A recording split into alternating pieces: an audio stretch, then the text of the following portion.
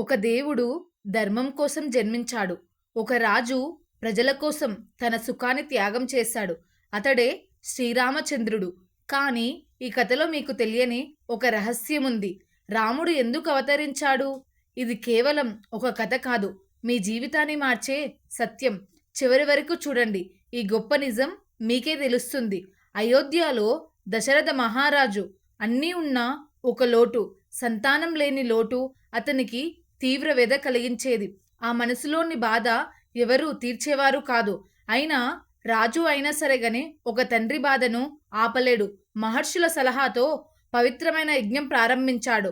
అగ్ని మండుతుంది, మంత్రాలు మారుమోగుతున్నాయి. ఇది సాధారణమైన యజ్ఞం కాదు, ఒక దేవుణ్ణి భూమిపైకి ఆహ్వానించే మహాయజ్ఞం. ఆ యజ్ఞం పేరే పుత్రకామేష్టి యజ్ఞం. చైత్రమాసం నవమి తిథి మధ్యాహ్న సమయం.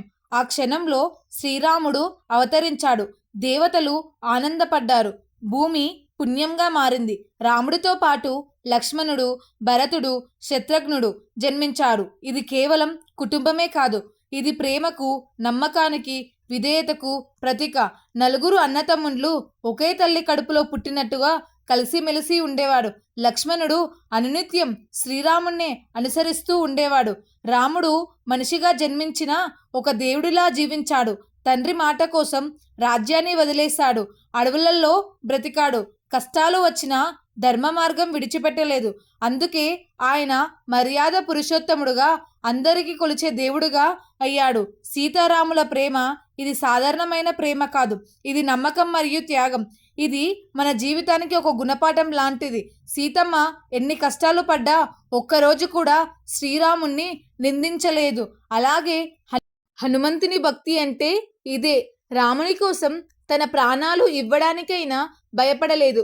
ఇదే నిజమైన అంకితభావం. హనుమంతుడు శ్రీరాముని పట్ల నిత్యం భక్తి భావనతో ఉంటాడు. ఈరోజు దేశమంతా భక్తి భావనతో ఉంటుంది. ఆలయాలు కోలాహలంతో నెలకొంటాయి. ప్రతి చోట రామనామం మార్మోగుతుంది. ప్రత్యేకంగా ఈరోజు ఆలయాలు సీతారాముల కళ్యాణ మహోత్సవానికి సిద్ధమవుతాయి. సీతారాముల కళ్యాణం ఇది కేవలం వివాహమే కాదు, ఇది దైవ కలయిక. దీనిని చూడటం మహాపుణ్యం. ఈరోజు నైవేద్యంగా పానకం మరియు వడపప్పు సమర్పిస్తారు. ఇది కేవలం నైవేద్యం కాదు, ప్రకృతి మరియు శక్తి యొక్క కలయిక. వడపప్పు మరియు పానకం అంటే స్వామివారికి ఎంతో ప్రీతికరమైనవి.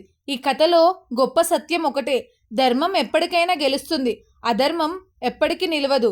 ఈరోజు రామనామం జపించండి, మీ మనసుకు శాంతంగా ఉంటుంది.